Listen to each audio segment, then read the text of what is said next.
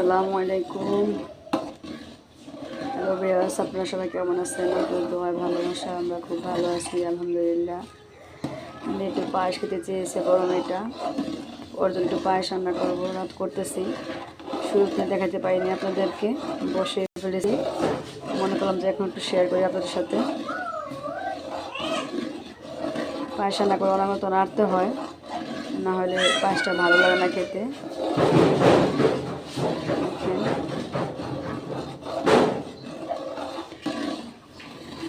আপনারা সবাই কেমন আছেন? আপনারা সবাই দিনকাল কেমন যাচ্ছে বলবেন। আমরা ছোটোখাটো ব্লগার, আমাদের চ্যানেলটা আপনারা সাবস্ক্রাইব করেন। আমরা উৎসব পাই আপনাদের ব্লগ দিতে। প্লিজ আপনারা সাবস্ক্রাইব করে দেবেন, লাইক কমেন্ট শেয়ার করবেন, তাহলে ভালো লাগবে দিতে। তো আজকে ওয়েদারটা কেমন জানি থমকো থমকো লাগতেছে, গরমও না ঠান্ডাও না, কেমন ঝাপসালো। আজকে আমার এমনি মনটা ভালো নাই, জানি না আল্লাহ তাআলা কী রাখছে কপালে, কী হবে সামনে, কী হবে বাচ্চাদেরকে নিয়ে, ভালো লাগে না, মনটা খুবই খারাপ।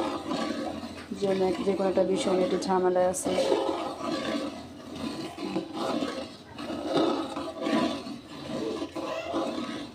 আপনাদের ভাইয়া আমার কষ্টটা বোঝে না, বুঝলে আবার এরকম কিছু হতো না। উনি ওনার মতো চলাফেরা করে, আমি আমার মতো। তো পায়েসটা হয়ে আসছে, আর কিছুক্ষণের মধ্যে হয়ে যাবে।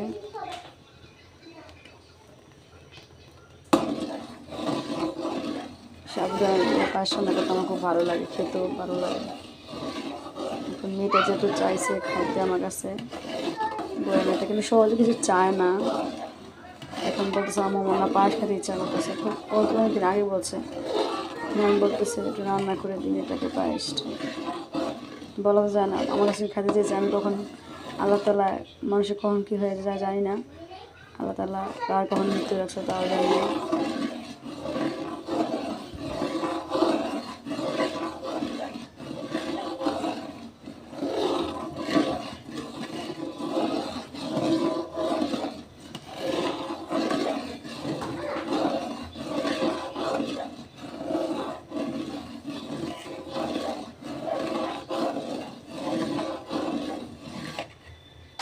পাশে রান্না করি, সেই সাথে সাথে আবার আমার দেখা যাচ্ছে আবার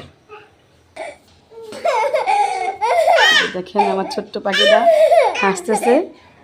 ও বলতেছে ওরে কান্না করতে না, কান্না করিস না।